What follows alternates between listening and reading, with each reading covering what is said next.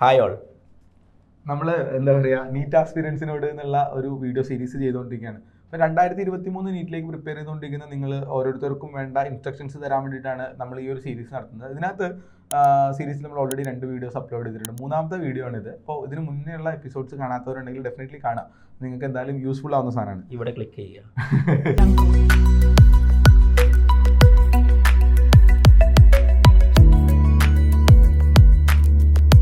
ഇന്നത്തെ വീഡിയോയിൽ നമ്മൾ എന്താ ശരിക്കും ആക്ച്വലി ഡിസ്കസ് ചെയ്യാൻ ഉദ്ദേശിക്കുന്ന ഒരു സാധനം, കുട്ടികൾക്ക് ഇപ്പൊ കുറെ ആൻസൈറ്റി എന്നൊക്കെ പറഞ്ഞ കാര്യമാണ്.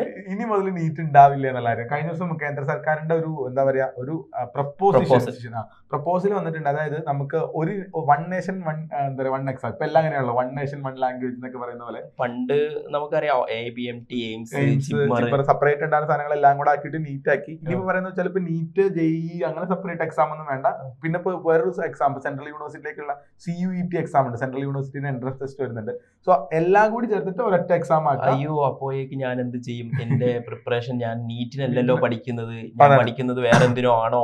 ഭയങ്കര ആങ്സൈറ്റി ചില കുട്ടികൾക്ക്, ചില പേരൻസിനുണ്ട്. കാരണം കുട്ടികൾ ഇനി പഠിച്ചിട്ട് കാര്യമുണ്ടോ എന്നുള്ള രൂപത്തിൽ. എനിക്ക് തോന്നുന്നത് പിള്ളേരുടെ ഒരു ആങ്സൈറ്റി എന്നല്ല, ഇങ്ങനെ രൂപത്തിലാണ് പിള്ളേരുടെ മുന്നിലേക്ക് സാധനം പ്രസന്റ് ചെയ്യുന്നത്. ഇപ്പൊ ന്യൂസ് പേപ്പറിലെ സാധനങ്ങളൊക്കെ നിങ്ങൾ നീറ്റിന് എഴുതുന്നില്ല, ഇനി വേറെന്തോ ആണ് എഴുതുന്നത് എന്നുള്ള തോട്ട് പിള്ളേർക്ക് വരും. അപ്പൊ ഞാൻ പ്രിപ്പയർ ചെയ്യേണ്ട വേറെ എന്തോ ആണോ എന്നുള്ള തോട്ട്സ് ആണുള്ളത്. ആക്ച്വലി നമ്മൾ എങ്ങനെ എന്തായിരിക്കും അല്ലെങ്കിൽ എങ്ങനെയാണ് സെലക്ഷൻ ക്രൈറ്റീരിയ വെക്കുക എന്നുള്ളതിനെ പറ്റി ബേസിക്കലി ഡിസ്കസ് ചെയ്യാൻ. ഓക്കെ, അപ്പൊ സ്റ്റുഡൻസിന് അതിന് മുന്നേ തന്നെ നമ്മൾ ചോദിച്ച ഉത്തരം പറയാം. നീറ്റിന് ഉണ്ടാവില്ല എന്ന് വെച്ച് കഴിഞ്ഞാല് നീറ്റ് ഈ വർഷം എന്തായാലും നീറ്റ് ഉണ്ടാവും. അടുത്ത വർഷം മേ ബി മിക്കവാറും നീറ്റ് തന്നെ ആയിരിക്കും. കാരണം ചില പ്രപ്പോസൽ മാത്രമാണ് അതൊന്ന് അംഗീകരിച്ച് വരാൻ വേണ്ടിട്ട് 1-2 വർഷം എടുക്കും എന്നുള്ളതാണ് സിസ്റ്റത്തിൽ ഇംപ്ലിമെന്റ് ചെയ്ത് വരാൻ. പിന്നെ ഒരു കാര്യം, ഇനിയിപ്പോ സപ്പോസ് നീറ്റ് ഇല്ല, നീറ്റിന് പകരം വേറൊരു പേരിട്ട് വിളിച്ചുന്ന ഒരു എക്സാം വന്നു എന്ന് വിചാരിക്കുക, അതെങ്ങനെയായിരിക്കും ഉണ്ടാവുക എക്സാം?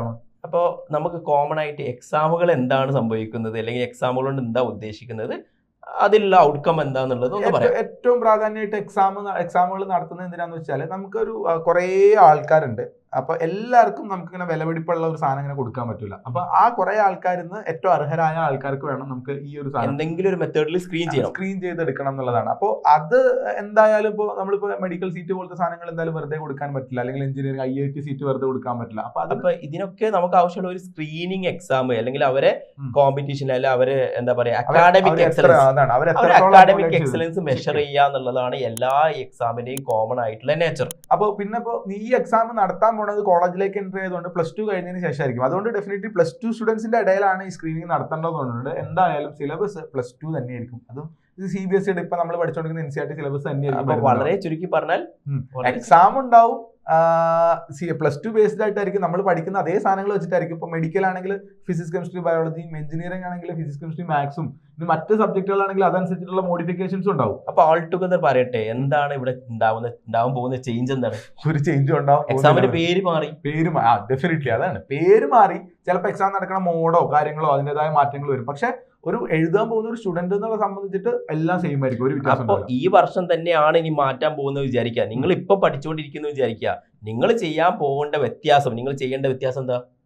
ഒന്നുമില്ല, ഒരു വ്യത്യാസമില്ല. നിങ്ങൾ ഇതുപോലെ പഠിച്ചു പോകാൻ. നിങ്ങൾ ഇപ്പൊ ഫിസിക്സ് പഠിക്കുന്നത് എങ്ങനെ അതേപോലെ പഠിക്കുക, ഇപ്പൊ കെമിസ്ട്രി പഠിക്കുന്നത് എങ്ങനെ അതേപോലെ പഠിക്കുക, ഇപ്പൊ ബയോളജി പഠിക്കുന്നത് എങ്ങനെ അതേപോലെ പഠിക്കുക, ഇനി +2 പഠിക്കുന്നത് അതേപോലെ തന്നെ പഠിക്കുക. പിന്നെ എനിക്ക് തോന്നുന്നത് ചിലപ്പോഴൊന്നല്ല എന്തായാലും ഒരു അനുഗ്രഹമായി മാറാൻ സാധ്യതയുണ്ട്. കാരണം നമ്മൾ ഇത് മൊത്തം പഠിച്ച ഒരു എക്സാം എഴുതി കഴിഞ്ഞാൽ നമുക്ക് MBBS അല്ലെങ്കിൽ ഒരു കോഴ്സിന് പകരം ഒരുപാട് കോഴ്സുകൾ ആ ഒരു എക്സാമിന്. അപ്പൊ നമുക്ക് ഇനിയിപ്പോ സപ്പോസ് നമ്മളിപ്പോ നിർഭാഗ്യവശാലും നമ്മൾ വിചാരിച്ചിട്ടുള്ള ആ ഒരു കോഴ്സ് എത്തിയിട്ടില്ലെങ്കിൽ അതല്ലാതെ വേറെ കുറെ ഓപ്ഷൻസ് അതിനകത്ത് ആഡായി വരും എന്നുള്ളതായിരിക്കും. ഓക്കെ, ഇതിപ്പോ എൻട്രൻസ് എക്സാം ഉണ്ടാവുന്ന കാലം മുതലേ എൻട്രൻസ് എക്സാമിന്റെ പല മോഡിഫിക്കേഷൻസ്, ഇംപ്രൂവ്മെന്റ് ആണ്.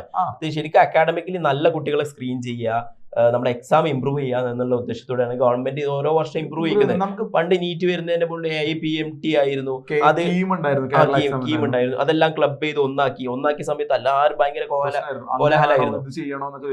ഇപ്പൊ എല്ലാവരും യൂസ്ഡായി. ഇതിപ്പോ എൻട്രൻസിൽ മാത്രമൊന്നുമല്ല, പണ്ട് 10ാം ക്ലാസ്സിൽ മാർക്കായിരുന്നു വന്നോണ്ടിരുന്നത്, റാങ്ക് ഒക്കെ വരുമായിരുന്നു മാർക്ക് ബേസ്ഡ് ആയിട്ട്. അത് ഗ്രേഡിംഗ് കൊണ്ടുവന്ന സമയത്ത് ഗ്രേഡിംഗ് ഒന്നും ഇനി എന്ത് ചെയ്യും എന്നുള്ള രൂപത്തിലൊക്കെയുള്ള ചർച്ചകൾ സാധനങ്ങളൊക്കെ നടന്നിട്ടുണ്ടായിരുന്നു. അതിനു മുന്നേ പറ്റുന്നുണ്ടായിരുന്നു +2 പകരം പ്രീ ഡിഗ്രി ആയിരുന്നു. ഓക്കെ, അത് കഴിഞ്ഞ് +2 ആക്കിയപ്പോ തന്നെ വൻ പ്രശ്നം. പ്രീ ഡിഗ്രി ഒഴിവാക്കിയാൽ പിന്നെ എങ്ങനെ കാര്യങ്ങൾ ചെയ്യും എന്നുള്ള രൂപത്തിലേക്ക്. പക്ഷെ ഇത് ജനറലി ഒന്നും സംഭവിക്കുന്നില്ല. പ്രീ ഡിഗ്രിക്ക് പഠിക്കുന്നത് അതേ സബ്ജക്റ്റുകൾ, അതേ ടോപ്പിക്കുകൾ നമ്മൾ +2 അല്ലെങ്കിൽ 12th എന്ന് പറഞ്ഞിട്ട് സ്കൂളിലേക്ക് കൊണ്ടുവന്ന് വെച്ചു. ഹ്യൂമൻ ട്രെൻഡ് ആണ്. നമ്മൾ എന്തെങ്കിലും മാറ്റം വരുമ്പോൾ പാനിക് ആവുക എന്നുള്ളത്.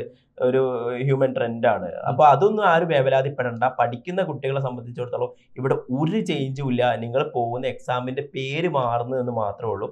അതുകൊണ്ട് വേവലാതി പ്രിപ്പറേഷൻ ചെയ്യുന്ന ആളുകൾക്ക് ഈ ന്യൂസ് അപ്ഡേറ്റിലെ കാര്യത്തിൽ പോലുള്ള വേവലാതികൾ ഒന്നും വേണ്ട. നിങ്ങൾ ഇയർ എൻഡിൽ എഴുതാൻ പോകുന്ന എക്സാമിന്റെ പേരെന്താന്ന് പോലും നോക്കണ്ട. നിങ്ങൾ പ്രിപ്പറേഷൻ ചെയ്യുന്നത് ഇതേ രൂപത്തിൽ തന്നെ പ്രിപ്പയർ ചെയ്തിരിക്കുക. കോമ്പറ്റേറ്റീവ് എക്സാം ആയിരിക്കും ഡെഫിനറ്റ്ലി. അത് ആക്ച്വലി അതിന്റെ ഒരു പ്രപ്പോസൽ മാത്രമേ വന്നിട്ടുള്ളൂ. അതിന്റെ ഫുൾ ഗൈഡ് ലൈൻസ് വന്നു കഴിഞ്ഞാൽ തന്നെ അതിന്റെ വ്യത്യാസമുണ്ട്. അപ്പൊ കഴിഞ്ഞ വർഷം അറിയാം 180 ക്വസ്റ്റ്യൻ എഴുതുന്നത് 200 ആക്കി.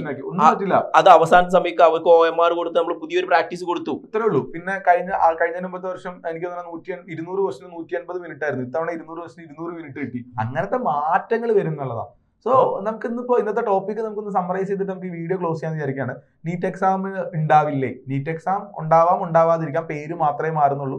സിലബസ് ഒക്കെ ഓൾ ദ സെയിം ആയിരിക്കും. നിങ്ങൾ ചെയ്യേണ്ട പ്രിപ്പറേഷൻസ് ഇത് തന്നെയായിരിക്കും. ഒരു കോമ്പറ്റേറ്റീവ് എക്സാം, ഒരു എക്സാം ഉണ്ടാവും. ആ എക്സാമിന് നമ്മൾ ഇതേ കാര്യം പഠിച്ചിട്ട് എക്സാം എഴുതണം. അതിന്റെ റാങ്ക് ബേസ് ചെയ്തിട്ട് നിങ്ങളുടെ സ്വപ്നത്തിലേക്കുള്ള കോഴ്സും നിങ്ങളുടെ സ്വപ്നത്തിലേക്കുള്ള സാധനങ്ങൾ നമുക്ക് കിട്ടുന്നുണ്ടാവും. സോ ഇതുപോലെ നിങ്ങൾക്ക് വേണ്ട, ഇതിപ്പോൾ നമ്മൾ ഈ ടോപ്പിക്ക് സെലക്ട് ചെയ്യാൻ കാരണം നമ്മുടെ കഴിഞ്ഞ വീഡിയോസിന്റെ കമന്റ്സിൽ വന്നിട്ടുള്ള കുറെ ക്വസ്റ്റ്യൻസ്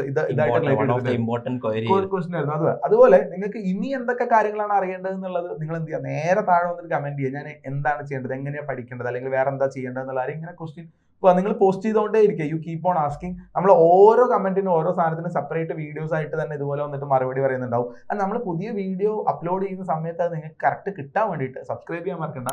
ഇതെന്തായിരുന്നു? ബെൽ ബട്ടൺ അമർത്താൻ മറക്കണ്ട. So bye bye, will meet you on another video.